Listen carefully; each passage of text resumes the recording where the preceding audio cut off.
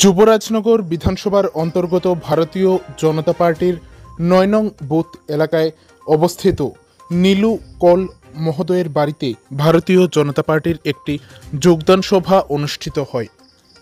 ২৪শে এপ্রিল বুধবার দুপুর আনুমানিক ৩টে নাগাদ এই যোগদান সভাটি অনুষ্ঠিত হয়।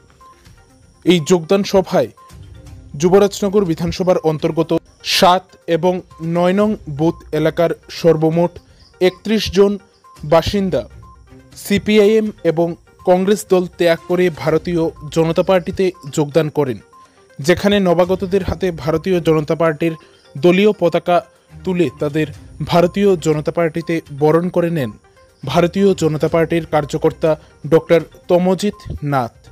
এছাড়াও এই যোগদান সভায় উপস্থিত ছিলেন উক্ত গ্রামের উপপ্রধান বিমল বিশ্বাস, বুথ সভাপতি রূপালী চক্রবর্তী, প্রতুল শর্মা, শক্তিকেন্দ্রের প্রমুখ বাসুদেব ভট্টাচার্য সহ ভারতীয় জনতা পার্টির অন্যান্য কার্যকর্তারা।